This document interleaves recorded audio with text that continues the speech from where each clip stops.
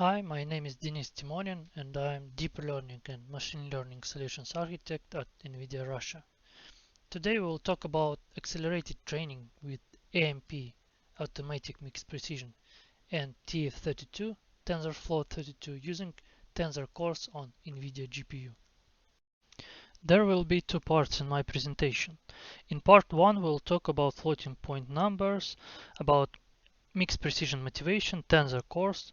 Then we will discuss mixed precision methodology and algorithms. We will look into automatic mixed precision implementation details in different frameworks. We will look into PyTorch usage example. After that, we'll take some complex neural network, some complex GAN, and it will be star GAN version 2. In original implementation, this neural network was trained without automatic mixed precision mode. And we will take the code and we will modify it a little bit to train it in automatic mixed precision mode. And at the end, we will talk about profiling. In the part 2, we will talk about AMP, automatic mixed precision best practices in different frameworks, scientific application and low-level API.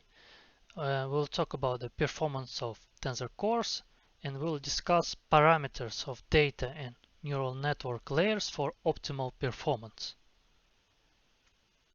Why automatic mixed precision and Tensor cores are so important things? So all of us know that amount of data is continuously increased exponentially in the last years, and size of neural networks increased too. All we heard about the Megatron LM and GPT-3. So we want to train faster with usage of bigger amount of data and without losing in accuracy. And combination of these two parts, the hardware part is Tensor cores and the software part is this is the automatic mixed precision algorithms, helps us with this. Okay, we will start from the beginning, from some simple information, and we will dive deeper into details, into algorithms and implementations. Firstly, we will talk about floating point numbers. Numbers are infinite in real life. They can be infinitely big or infinitely small or infinitely precise. And this is the problem for us because to solve our tasks, we have to present them in our computers, in our memory. And to store them into our memory, we have to approximate them somehow. And after that, store them into our bit cells. There are a couple standard ways to represent real numbers on a computer. It's the double precision FP16 format, single precision FP32, and half precision FP16. What these formats mean and how are floating point numbers presented into memory? Let's take floating point 32 as an example. Number 32 in the name of each format means number of bits that this format will use to store our original number. Floating point 32 will occupy 32 bits, 1 for sine, 8 bits for exponent, and 23 for mantissa. Let's try to simplify this representation. On the slide, we have pi number presented into FP32 bit cells. First part shows us that it's positive number. We see 0 in the first cell. Second part, exponent. This is the window that shows us between which two values our original number is placed on number line. This is some rough approximation of position of our number. In our example, this window shows us that our original number pi is placed between 2 and 4. Window or exponent stores powers of 2 values. So it only shows between which powers of 2 placed our number. Between 2 and 4, between 4 and 8, between 8 and 16, etc. Mantissa clarifies position of our number in this window. In our example, it shows more precise where pi number placed between 2 and 4.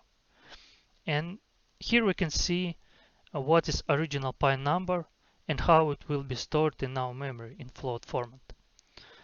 Our number will be cropped till some length because we don't have enough bits in FP32 to store all other values.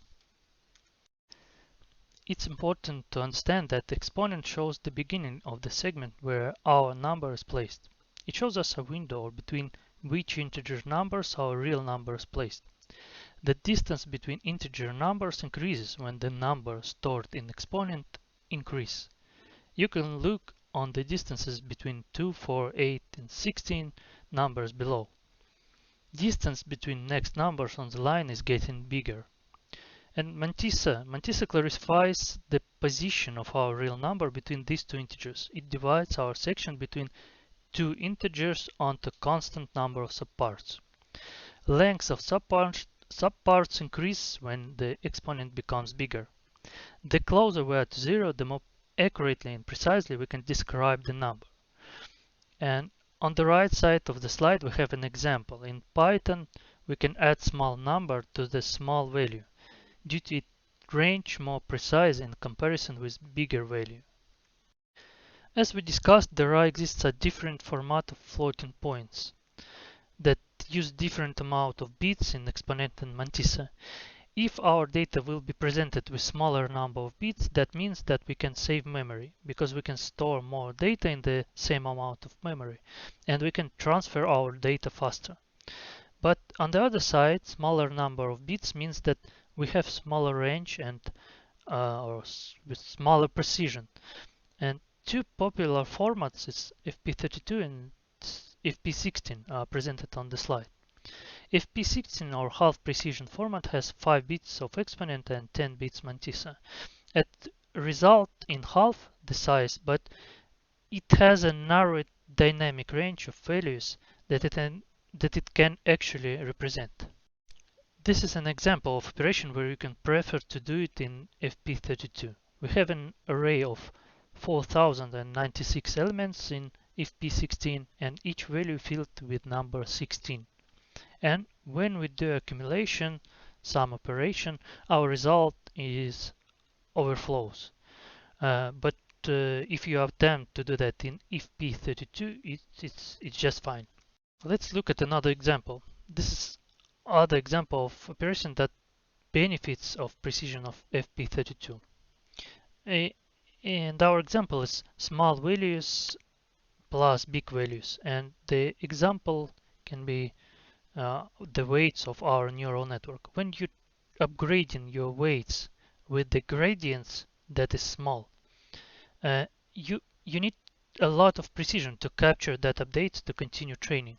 For example, we have weight is 1 and gradient is 0.0001, and in FP16 mode result will be 1 because we don't have enough precision to capture that update.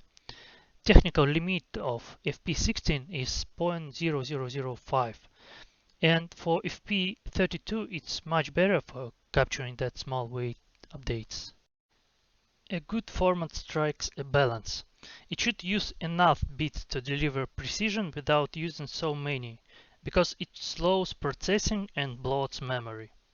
Two most famous formats in AI and deep learning were discussed previously, but this year NVIDIA announced another format. It's TensorFloat32 format. The chart on the slide shows how TensorFloat32 is a hybrid that strikes this balance for tensor operations. TensorFloat32 used the same 10-bit mantissa as the half precision FP16 method, shown to have more than sufficient margin for precision requirements of AI workloads. And TensorFloat32 adopts the same 8-bit exponent as floating point 32, so it can support the same numeric range. The combination makes TensorFloat32 a great alternative to FP32 for crunching through single precision math, specifically the massive multiply accumulate functions at the heart of deep learning and many HPC applications. Also, here's presented bfloat16 format. The dynamic range of bfloat16 is similar to single precision format. Relative to FP32, bfloat16 sacrifices precision to retain range. Okay, let's talk about the mixed precision now. As we saw, we have multiple precision formats, and core idea in mixed precision training is we want to use reduced precision numbers to make things faster and to build bigger models, to use bigger mini batches and so on.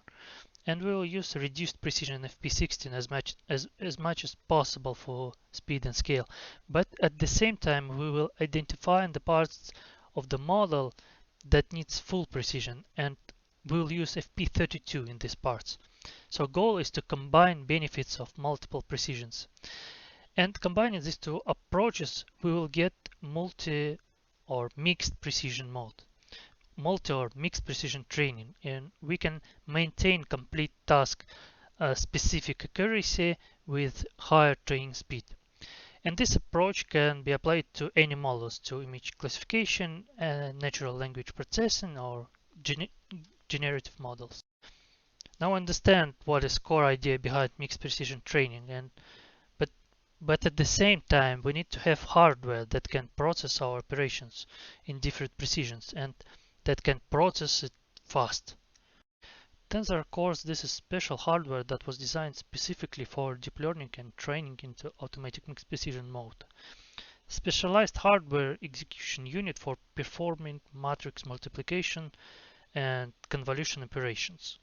The first generation Tensor cores in NVIDIA Volta deliver cool performance with mixed precision matrix multiply in FP16 and FP32 over NVIDIA Pascal.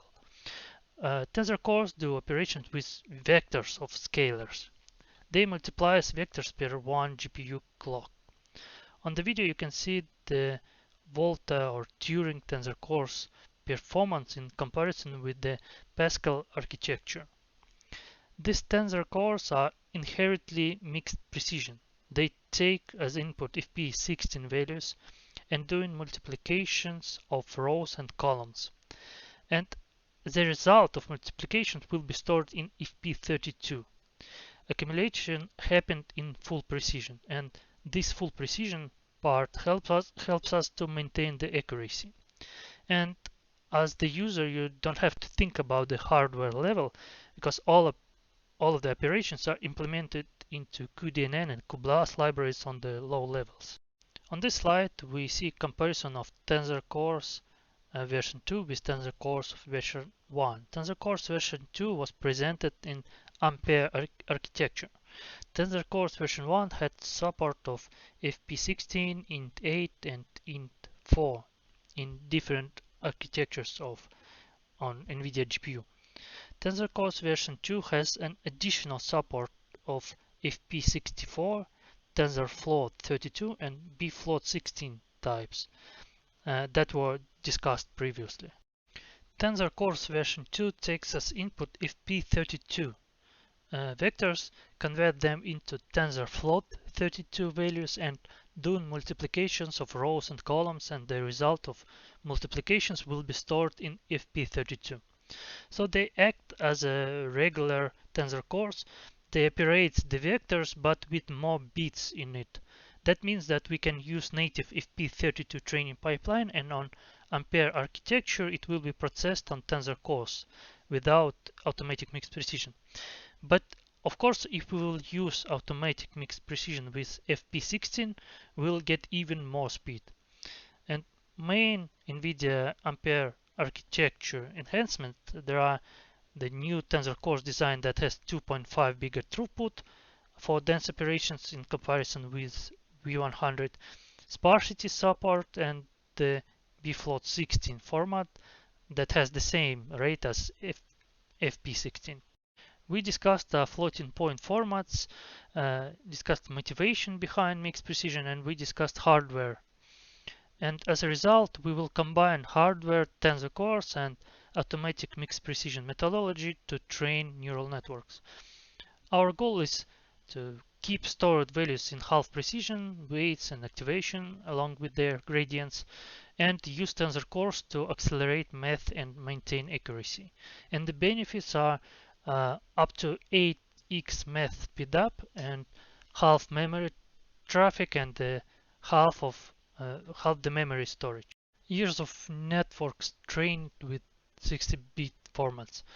proving to match FP32 results across a wide range of tasks, problems, domains, deep neural network architectures. And the chart only represents a small sampling of neural networks trained in mixed precision. And the main information is if you have a model and if you want to train it, so this is for you. Use automatic mixed precision approach or TensorFlow 32 and train on Tensor cores on NVIDIA GPU. We shortly discussed the mixed precision training and TF32 training. TF32 format on Ampere architecture doesn't require any additional algorithms and changes in your code to use it.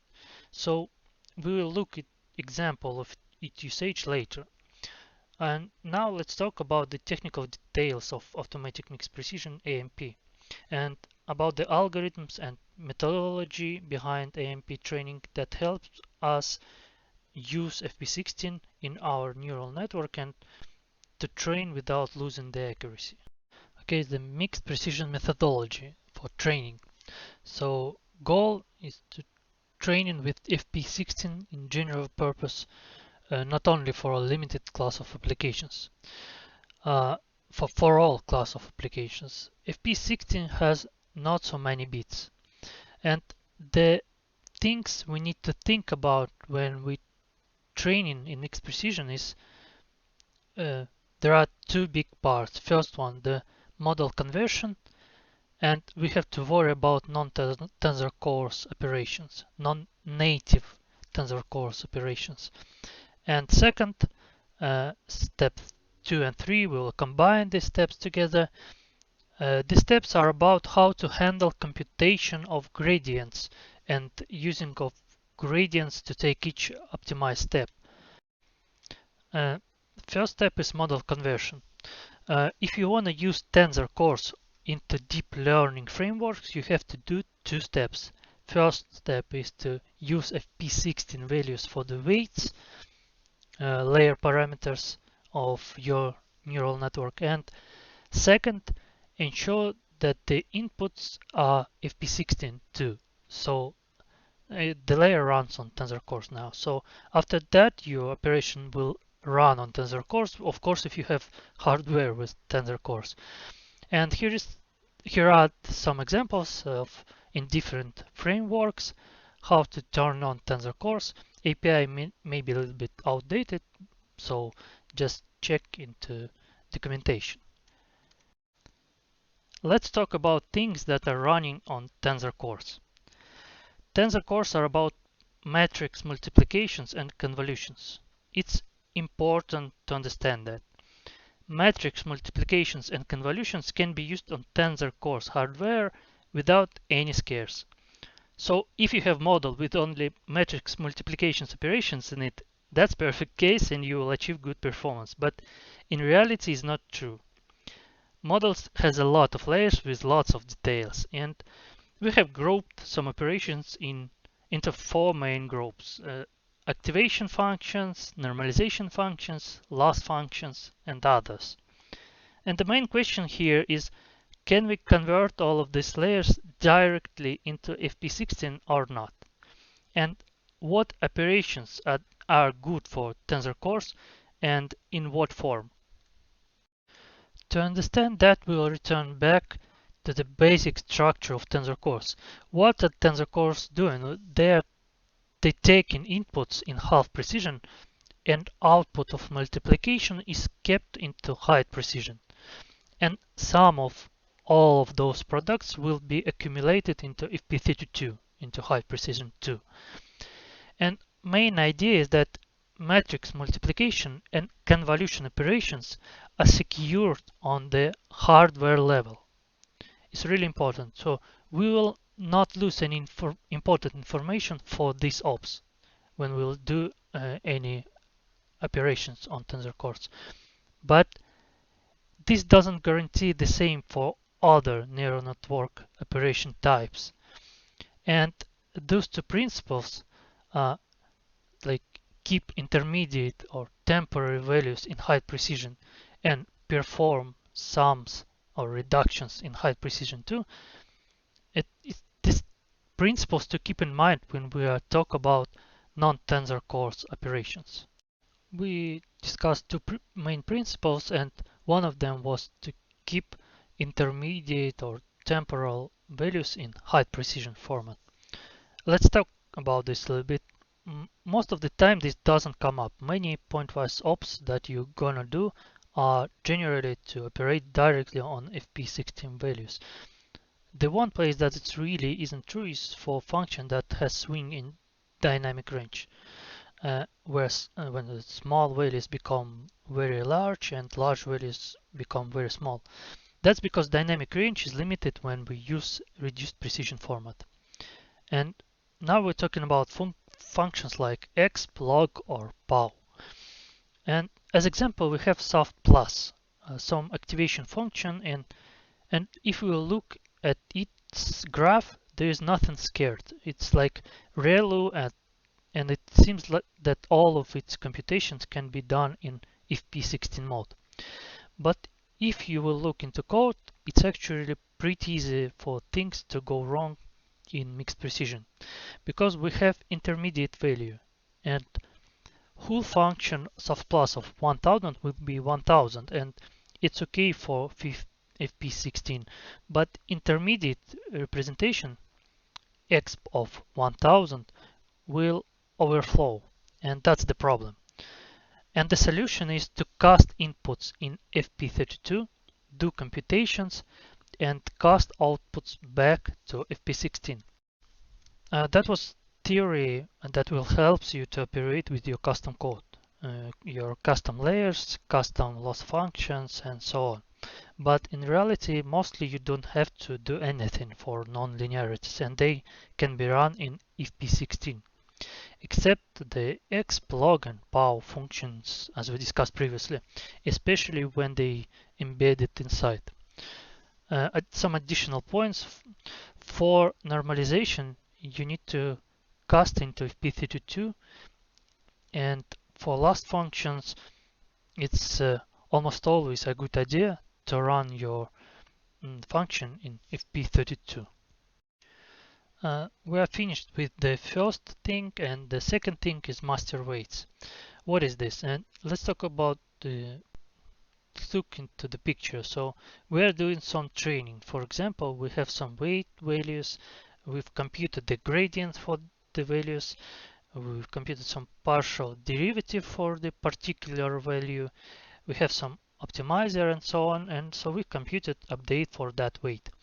And if my weight in small precision format, then step size between two representable values in that format is bigger than in full precision formats. For example, for FP16 with 10 bits of mantissa between values 1 and 2, the step size is 1 over 1024. And if my current value is 1.5, current value of weight, and the next biggest representable value is 1.5 plus 1 over 1024. And if your weight update is, for example, 1 over 4000, this update value is too small, and the result of our updating step will be round back to 1.5. And in practice, it's really to understand, but in practice, your training model and loss getting smaller over time, and there is some threshold. After that, your loss stops changing. And master race, this is the main recommendation to handle this. It's about the having copy of weights in full precision mode. So this leads to a situation when we have two copies of our model in the memory of GPU, and one of them in FP16 format and other in FP32. One for computation, second copy for weights updates. But this saves us from additional problems, and this approach is default behavior for main implementations of AMP in main frameworks. Some note here, so not all models have this problem, but it's a general purpose. Okay, we are finished with the first point. The second point is the master weights. Let's talk about the picture. We are doing some training. We have some weights value. We've computed the gradients for that value, some partial derivative for particular value. We have some optimizer and so on. So we've computed update for that weight. And if my weight is small in small precision format, then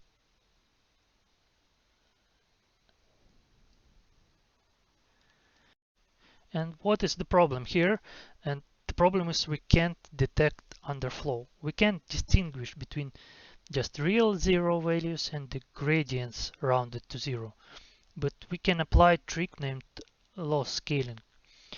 If we scale the loss up by k, some constant, mm, by by the chain rule of derivatives, gradients will also be k times bigger.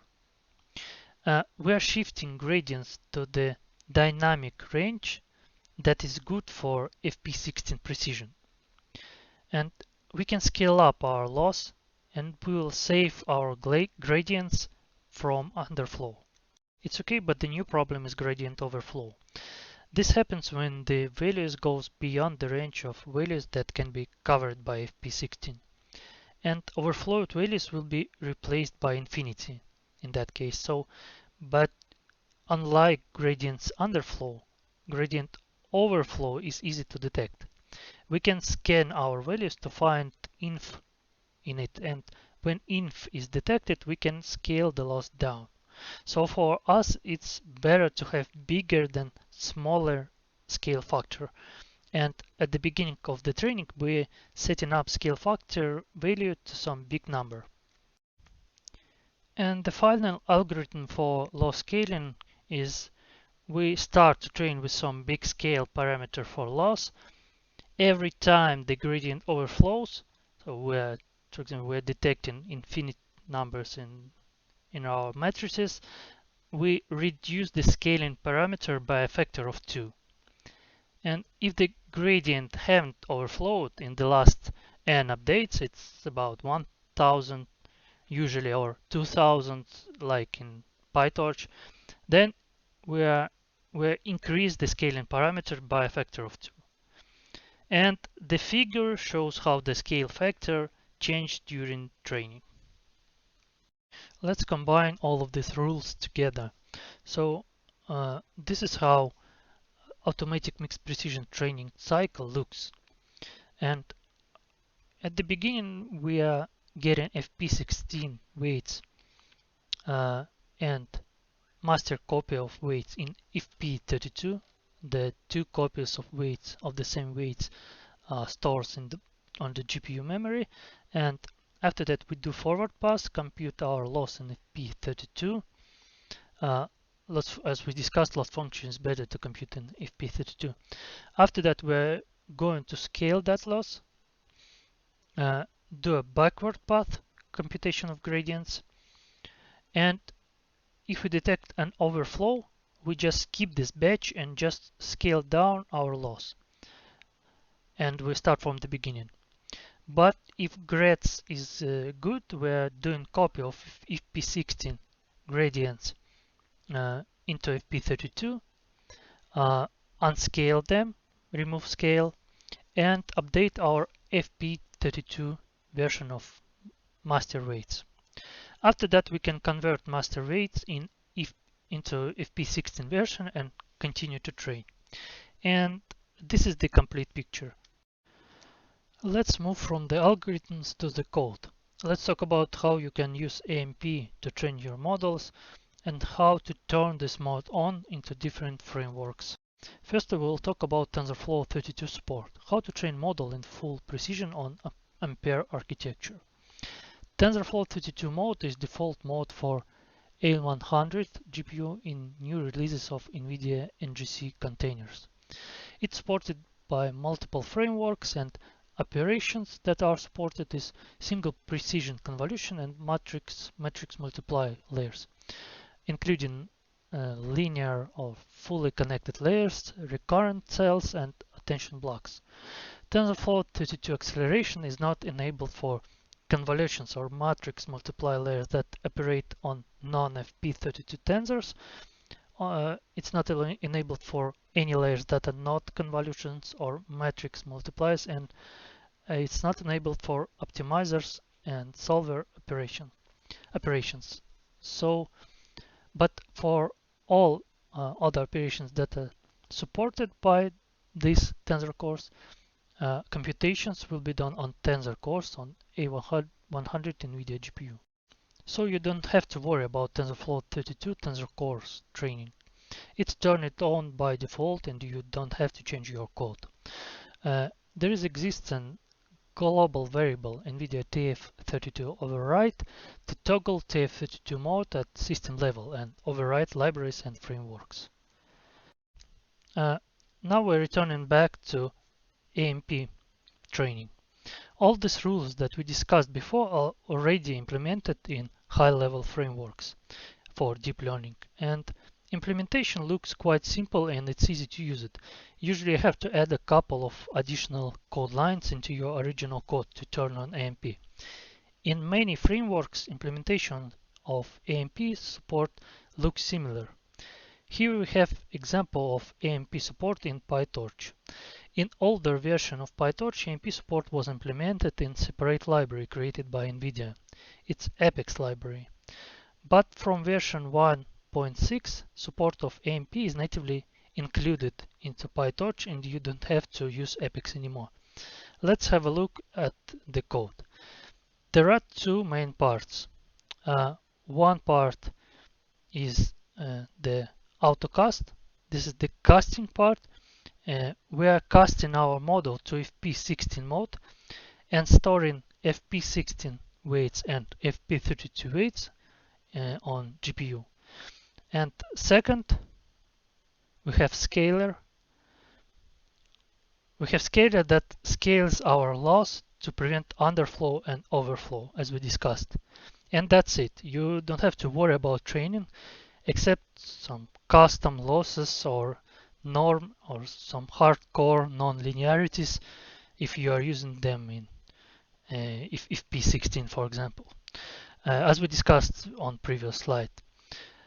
And of course you have to run your code on GPU with tensor cores. You can run AMP training on GPU without tensor cores too, but this will slow you down because FP16 training will be emulated on software level. And there are examples for TensorFlow, MXNet, and PaddlePaddle frameworks. Here's an example of full AMP training pipeline in modern PyTorch. Firstly, we'll create model and optimizer in the full precision. Usually it's FP32 creates a grayscaler once at the beginning of the training, runs. After that, we starting to train and runs the forward pass with autocasting. We getting the loss that were computed with the FP16 weights of our model. After that, we scales the loss, calls the backward on scaled loss to create scaled gradients. After that, we are doing scalar step that firstly unscales the gradients of the optimizer, and after that we update the scaler for the next iteration. Some deep details about how autocast and gradscaler works. Autocast, this is the Python context manager, and it has a couple of lists that contains the names of the PyTorch ops and PyTorch neural network layers in it. It's whitelist that contains the functions where we expect a speed up with FP16 math, like convolutions and matrix multiply, and the blacklist that contains the functions for which 16 bits of precision may not be sufficient. So we want to ensure that inputs are in FP32. And so when we are doing forward path in autocast context, PyTorch goes through our layers and ops in our model and scans our white and black lists to understand in which list our current op is placed. If our operation was found in whitelist, that means that input can be casted and we can run this operation in FP16 mode safely. Otherwise, it will be FP32 computations. GradScaler is a simple class that has a couple of methods to scale, unscale gradients, and apply gradients if inf values was not found.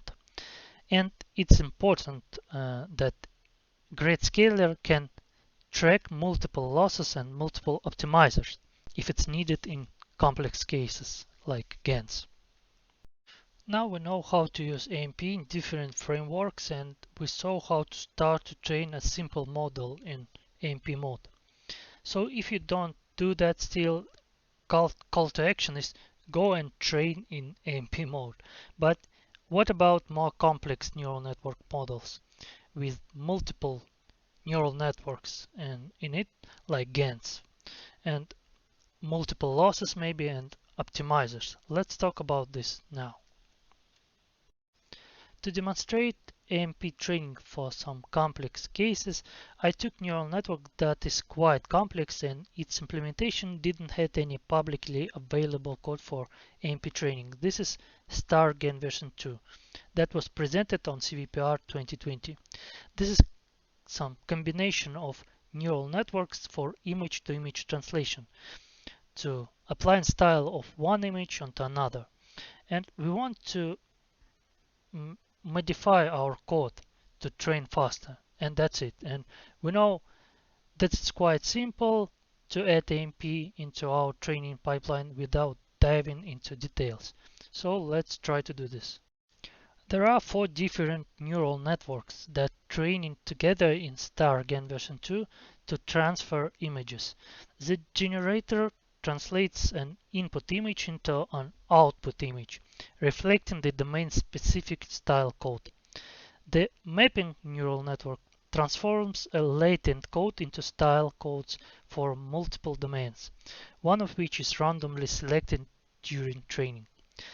The styler encoder extracts the style code of an image, allowing the generator to perform reference-guided image synthesis. And the discriminator distinguishes between real and fake images from multiple domains. This is the main description of construction of neural networks. We don't have to dive into details deeper because all we want is to modify our code to train faster. Let's look into our original training cycle.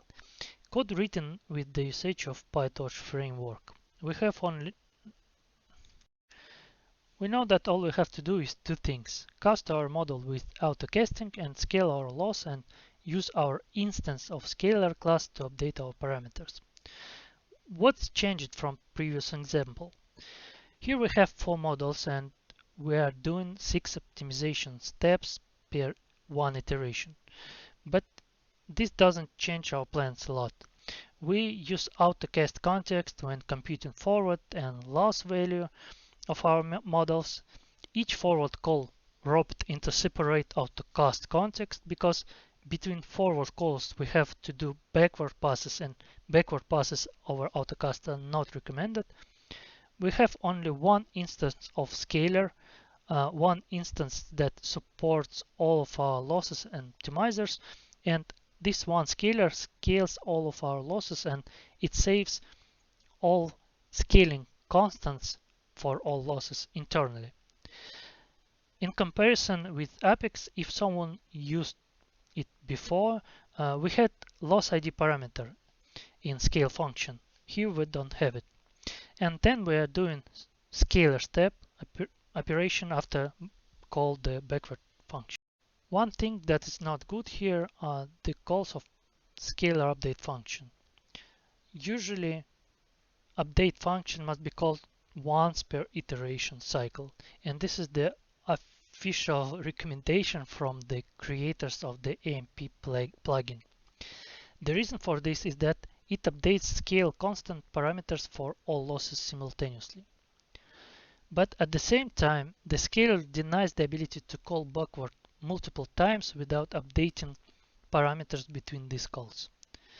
So that StarGAN v2 is some complex and unregular example where we have to do multiple call of update function between multiple backward steps with the same optimizer. And here is the example. We have to do two backward steps with the same optimizer per one training iteration, and to do that we have to call update function.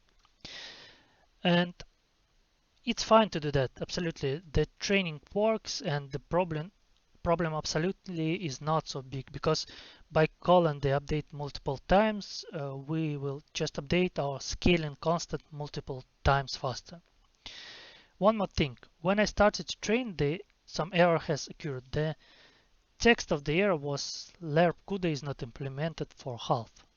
Here it is, and lerp CUDA is an interpolation operation, and it was not implemented for FP16 mode.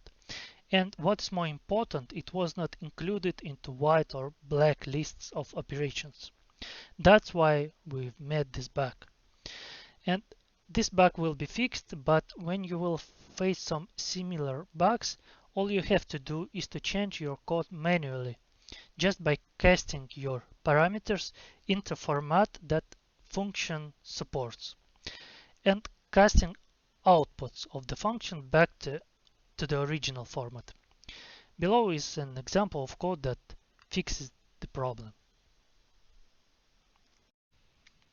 As a result, training time till convergence decreased from 3 days to 1.7 days on V100 GPU.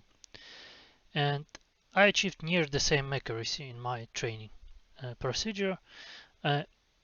Near the same accuracy because diff in matrices that I achieved was less than a couple of percents.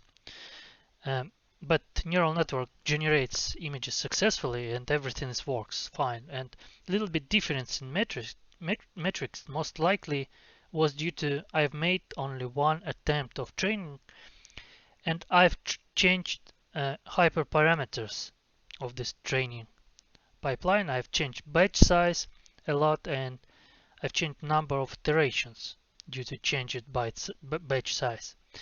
So I've changed hyperparameters, and this diff in metrics have to be fixed by fine-tuning hyperparameters again for AMP training. So we can fine-tune the model with lower batch size at the end to achieve the same accuracy, or we can fine-tune hyperparameters again for new batch size. We can increase the number of iterations of training. Okay, so call to action.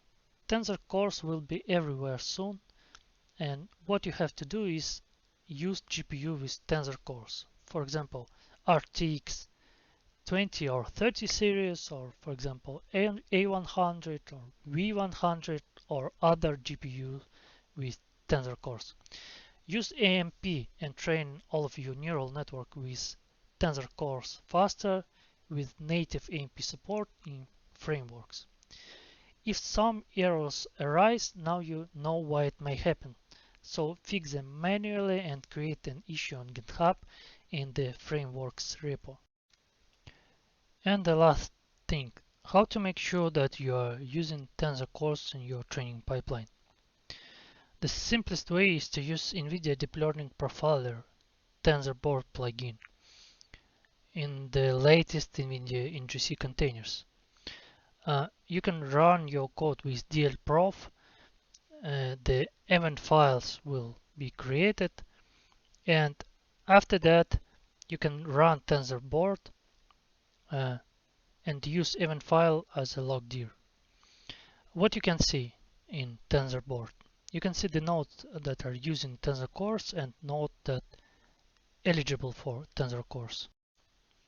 Other way to check Tensor core usage and their efficiency is profiling. There are a couple of ways to run profiling into NGC container.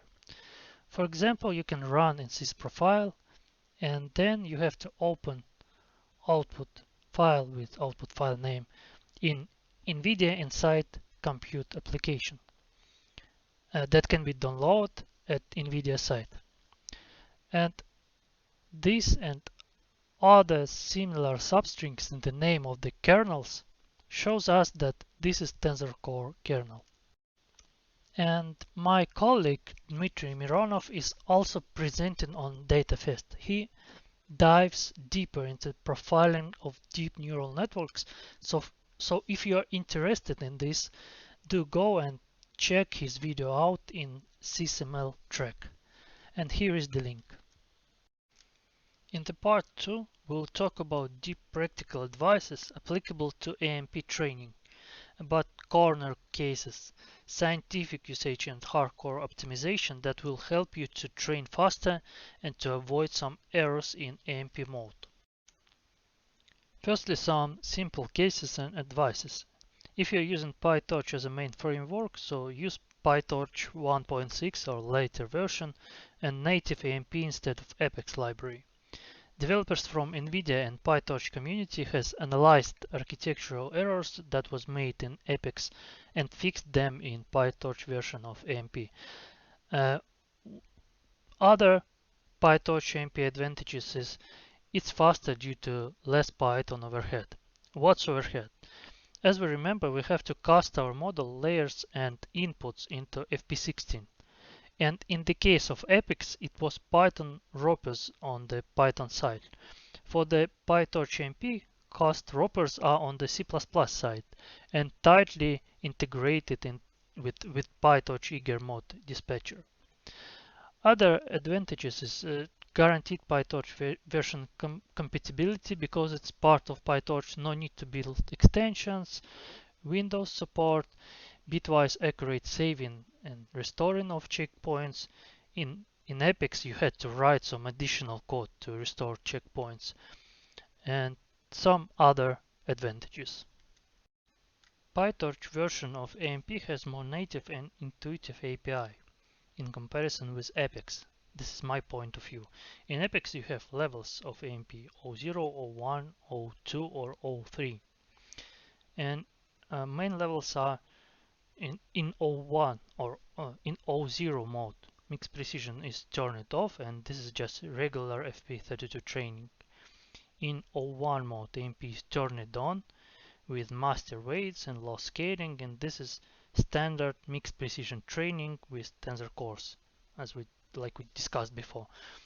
And 03 mode, this is when you don't have master rates in the memory and you only have one copy of the FP16 version of the model in the memory of GPU. It's hardcore case, you can achieve a little bit more speed, but training procedure can be interrupted by one of the errors that we discussed before. For example, some nonlinearity or activation functions will overflow. In native AMP, you have more nicely looking API, and you have autocast context, and using it you will start to train in AMP mode like 01 mode in Apex. And you have half method, so you can cast your model straight into FP16 and you can start to train in fully half precision mode. It's like 03 mode in Apex, but you can met overflow or stop to wait updates. Theoretically, you can manually cast model your neural network into half precision mode and train without autocast and scalar instance. It's similar to 03 level of AMP mode in Apex. But there are a couple of things that you have to worry about. So you have to warm up your model for a couple of iterations in FP32 to in FP32 mode to avoid big losses and gradients, to avoid overflow. You have to check that your training didn't stuck on some iteration due to small gradients. You have to check all components and variables that they were successfully converted to FP16. For example, default epsilon will be rounded to 0.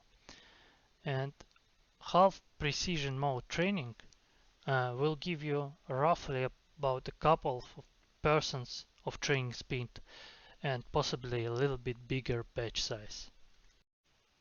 Some other advices, please do not forget to add autocast into validation, evaluation, or testing parts of your scripts to avoid errors. Other advice, if you want to work with the gradients in your training pipeline, in your training cycle, maybe you want to analyze them, clip them, or accumulate, you have to unscale them first. So this is the link with the instruction of how to do that. Other advice is parameters of loss scaling can be configured, scaling constant can be configured, and other advice, you can turn off autocasting in some parts of the code. Other advices, if you're training multiple neural networks in the cycle, you have to reinitialize GradeScaler instance for each iteration. This is important for example, for such tasks like neural architecture search, when you're training a lot of neural networks and in the cycle, yeah, step by step. And other advice, if use fused optimizers like fused Adam, fused RGD, and so on, use them in AMP mode and in regular training mode, in FP32 mode of training. So because they do fused and multi-tensor apply launch of optimizer. This will improve your speed. And fused optimizers are already implemented in Apex library, and soon they will be added into PyTorch. Pull request already created. And the last advice, prefer binary cross entropy with logits function over binary cross entropy when you're using AMP. This is just internal advice from the creators of the PyTorch AMP.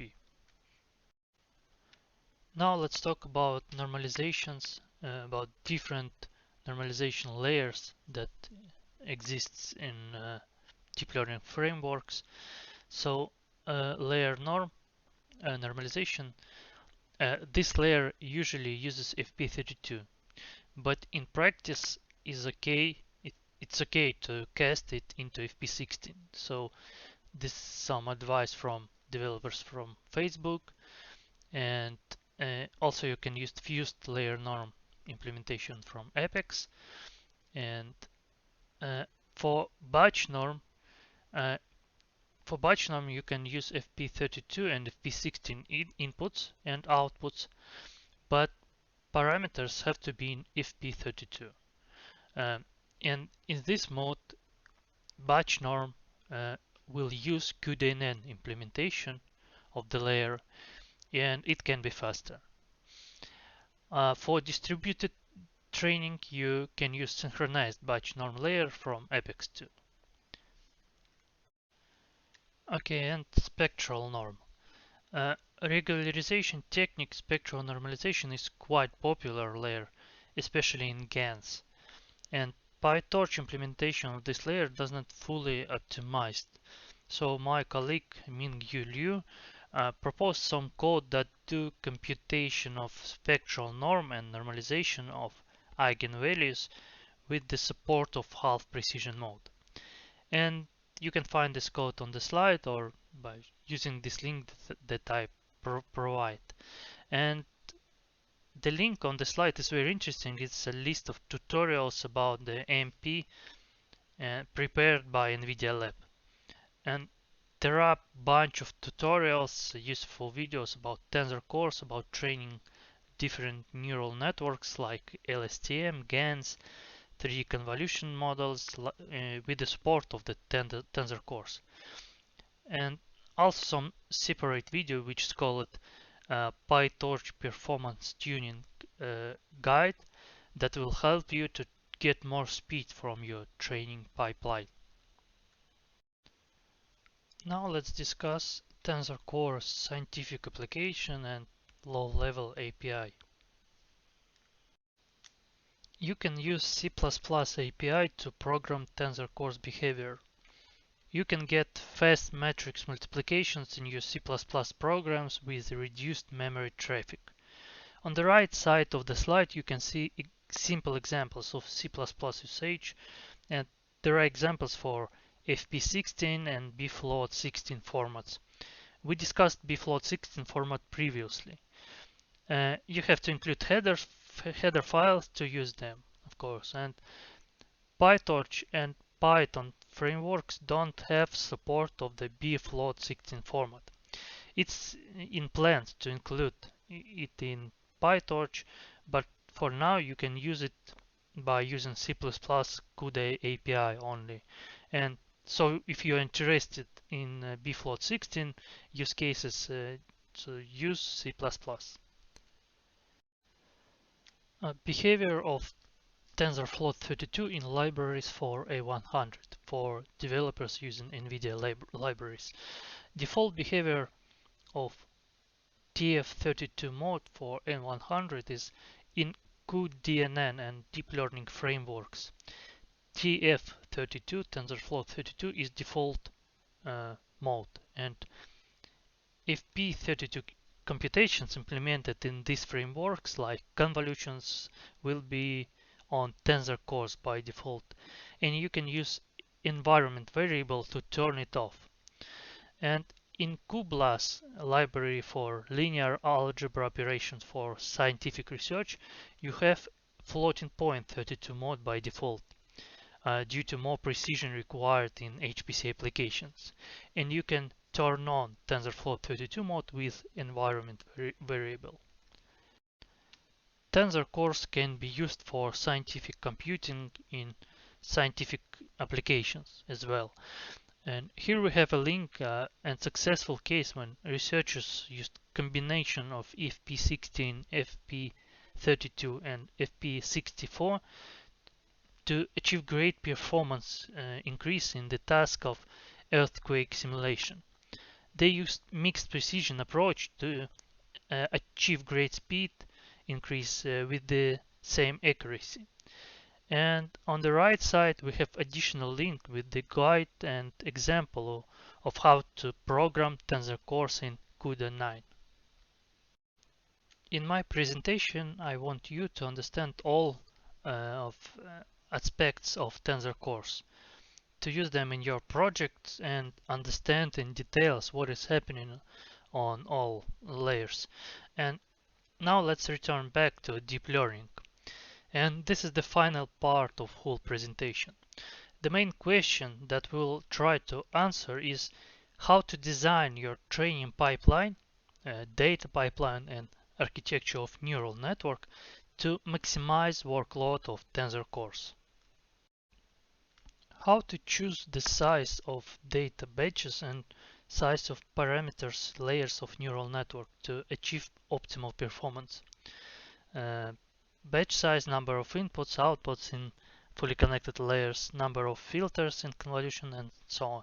And usually it's bad politics to use maximal batch size to fill in your GPU memory. It's easiest way but not good for us. And what is good? There is no universal answer, but we'll analyze main components of GPU working pipeline to form rules that will help you to maximize GPU workload. Here are three main components that we need to understand to maximize GPU load up. And first, math limited and memory limited operations. Second, parallelization and tile quantization. And third, parallelization and wave quantization. As we talked previously, tensor cores are good for matrix multiplications and convolutions. But if to say more generalized, tensor cores are good for math-heavy operations. Math-heavy operations benefit from tensor cores at the same time, and convolutions and matrix multiplication operations have to be math-heavy too to benefit from tensor cores. And what math-heavy means? On the right side we see a GPU, highly parallel computer, and it has memory and cores or processors or SMs that have these cores in it. And two main big parts that rely on performance is bandwidth of memory and throughput of cores. Again, SMs on the picture.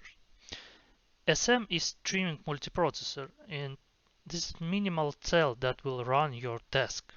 So A100 has 108 SMs. And when computation operation starts, some of your data will be divided into blocks, and SMs will fire up to compute these partial subtasks.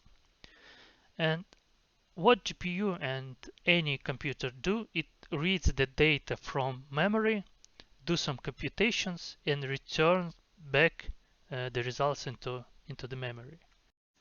And which of these two main operations takes longer? Because longer operation is bottleneck. So if computations on Tensor cores requires more time than uh, read or write operations, that means that pipeline is math bound, math heavy or math limited. Otherwise, it's memory bound. So for A100, the throughput and bandwidth numbers are presented on the slide. We have 312 teraflops is compute power for Tensor cores in FP16 mode, and 1.5 terabytes per second is bandwidth for DRAM. And for Tensor cores, it's good to operation to be math bound, math limited. Let's turn it into practical things for us. So math limited operations is if the time we expect to spend on doing math is bigger than time we expect to spend on fetching from memory. So how to compute this? We are taking numbers of operations that our neural network or layer is doing, a number of multiplying and adds, divided by math throughput of GPU. We already have these numbers from white paper about our GPU. And comparing that with bytes that we will read and write for that computation, divided by memory bandwidth.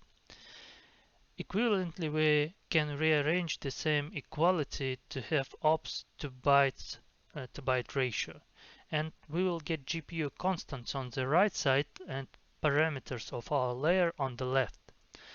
And we can compute how good our layer for Tensor cores and how varying of different params like batch size may affect on performance. And let's do these computations for fully connected layer in FP16 mode. Fully connected layer with 4096 inputs and outputs. And in batch, this will be the variable for batch size. So arithmetic intensity will be the number of outputs multiplied by batch size and multiplied by number of inputs multiplied by 2. And in denominator we have number of memory operations needed, and this will be the number of inputs multiplied by number by batch size, and batch this is the number of reads that we have to do to read the data input data from our GPU memory, plus number of inputs multiplied by number of outputs. This is the number of reads operations that we have to do to read weights of our fully connected layer, and number of outputs multiplied by number of and batch size. This is the number of write operations that we have to do to write results into GPU memory, results of our layer. So as a result, we have this formula, and this is like 4096 multiplied by batch size divided by 4096 plus 2 multiplied by batch size. And this is the arithmetic intensity of our fully connected layer with these parameters in flops per byte. And for the right side of our equation, we have constants because we do computations on A100 GPU in FP16 mode. We are taking these numbers from previous slide. We're dividing math bandwidths by memory bandwidths. 212 teraflops divided by 1.5 terabytes per second, and this will be 201 flops per byte. As I said previously, 201 flops per byte, this is the threshold. If we are getting bigger number of operations for each byte than 201 operations, that means that we have math heavy operation. And if our number of operations per byte is less than 201 flops, so we have memory heavy or memory limited operation. Okay, and on the right side of our equation we have 201 flops per byte. We compute this value from constants for our A100 GPU in FP16 mode on Tensor cores. So this is the threshold to divide memory limited and math limited operations. And on the left side we have parameters and equation for our layer. And we can vary batch size to move our math intensity. And here is the results on our graphic on the right side of the slide. Horizontal green line on the graph is threshold for math intense ops. In blue is math intensity of our layer, which depends on batch size. As the batch size increases, we go from being memory limited to math limited. And from some batch size value of our fully connected layer is good for Tensor cores to overload our Tensor cores. We are coming to the second part now. We've discussed batch size and how it affects on matrix multiplication operation, discussed math limited and memory limited fully connected layer, but how matrix multiplication and fully connected layers works on GPU in general. So GPU is a highly parallel device with a lot of cores. So GPU execute work by mapping their computation into threads, some tiny lightweight threads, not like CPU threads. And these threads are grouped into thread blocks. And GPU takes these thread blocks and gives them to one of the SMs. We saw previously that A100 has 108 SM. This is like minimal compute parts of GPU. And so we can divide our matrix multiplication computation on subparts, on some smaller subparts, to load them into all SMs and to compute matrix multiplication in parallel to get efficient parallelization of our procedure. And so for matrix multiplication, we are splitting the output matrix, C matrix here on our slide, into tiles of some size. For example, we have green tile with the size m by n. And for each tile, we are going through corresponding regions in input matrices A and B that contributes to that tile. And using this tile, we can parallelize our computations on our SMs. Again, we will divide matrix into small tiles and we'll load them to the SMs to compute in parallel. Let's look at some simplified example. We have to calculate 40 by 40 matrix as a result of our matrix multiplication operation. And we have GPU with 16 SMs as an example now. And we know that for each SM is better to operate 10 by 10 matrices. And this means that our tile size will be 10 by 10. So we can split our matrix perfectly evenly. 4 tile exactly on each side. And we have 16 tiles in total, and that can be loaded to 16 SMs, 1 tile per SM, and can be optimally computed on our GPU. Now let's consider we have 40 by 31 matrix, and all other parameters is the same as previous. We have same GPU and same tile size. But what we get is one side of our matrix is not evenly divisible, and in our matrix we have only 3 columns that are filled and one tile that is almost entirely empty. And we are wasting work on this empty portion of the tiles, and this is the case that we call tile quantization. And here is what it looks like on actual measurements on V100 GPU. And there we have 3 graphics with throughput on the left side, latency in the middle, and a number of tiles on the right side. This is matrix multiplication task for matrix with sizes 20,480 is our number of output channels and 4096 is our input channels.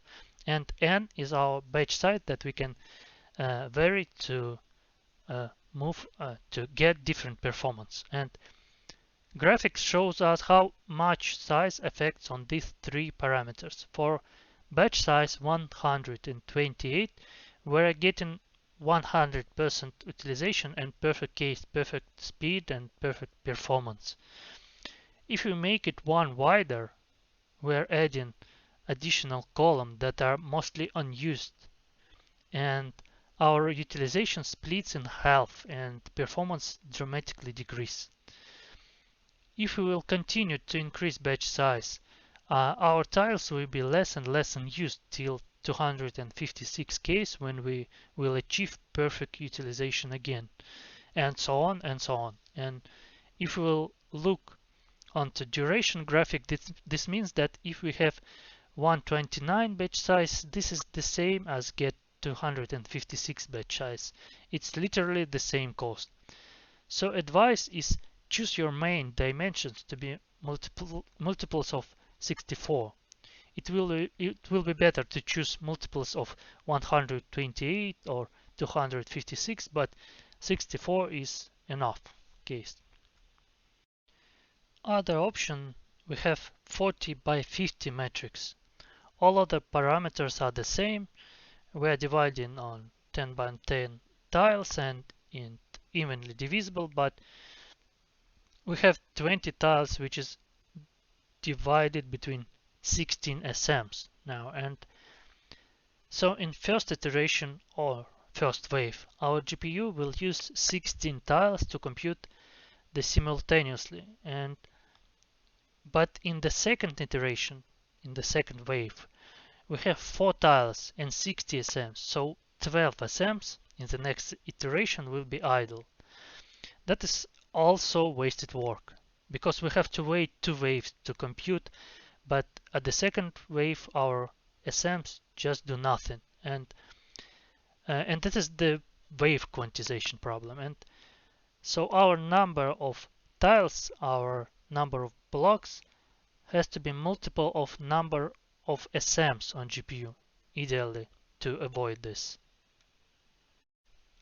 And in practice, charts look similar to the charts from the tile quantization problem. Again, we have m, k, and n parameters, where n is our batch size, and the effect is similar to previous slide again. So we have output size 1280, input size 4096, and so for batch size 2048 for V100 and these parameters of the fully connected layer, everything is perfect and we have a 100% utilization. But if we have batch size that is not perfect for tiling, 2049 for example, our performance drops twice, and it's almost equal for us to use 2049 and 4096 batch sizes. We will get near the same accuracy and near the same latency, sorry. And but in real use cases, ResNet, for example, neural network, we have thousands of tiles, and effect of performance drop is not so dramatical for us. But if you have small layers in your neural network with small m, n, and k, so effect effect can be huge. We have observed three main problems and what is advised for us. What are some best practices to use in your training and inference pipelines? It's hard to take into account all of the nuances, but so practical advices and some cheat sheet are provided on the slide. So first, make sure Tensor cores can run efficiently by aligning k dimensions to 128 bits. This means that for FP32 mode, k dimensions have to be multiples of 4, for FP16 mode multiples of 8, and for int8 mode multiples of 16. K dimensions is for fully connected layers are input, output, and batch size. For convolutional layer, input and output channels count, and for recurrent layer, mini batch, hidden state size, embedding size, and vocabulary sizes. Second, provide enough work to fill the GPU. Choose k dimensions larger than 256 and at least one substantially larger to be math limited. Our main target is to be math limited. Third, aim for good tile and wave efficiency, especially when at least one dimension is small. Choose k dimensions to be multiples of 64, 128, or 256, and ensure the number of tiles is multiple of the SM count. You can find SM count in a white paper or instruction for GPU, and as we remember, A100 has 108 SMs. And it's really important, if you can't follow every guideline, following as many as possible still helps performance. And for more information, just visit this site. And here is real life example. We will talk about transformer model. Neural network from the paper attention is all you need. By default, it was created as neural machine translation model to translate from one language to another language. And without going into details, transformer has a lot of fully connected layers, matrix multiplication layers in it. Let's look at first fully connected layer with 1024 inputs and 4096 outputs and some number of tokens per batch. Some of default tile sizes on A100 is 128 by 128. So we divide 4096 by 128 and our number of tokens per batch by 128 too. Multiplying these two numbers, we are getting number of tiles. So what number of tokens per batch should we choose? If we will use power of 2 values, we'll produce 1024 tiles, and this is 9 full waves plus a 52 tile tail, and this is not optimal case and not get perfect performance. But getting smaller batch size, 3456 tokens, we will produce 8 full waves, and we will not get any idle tiles. 3456 is divisible by 108, this is the number of SMs, and by 128-bit length. So with smaller batch size, you will get more efficient training overall. It's roughly about 7% more efficient. And thanks for watching.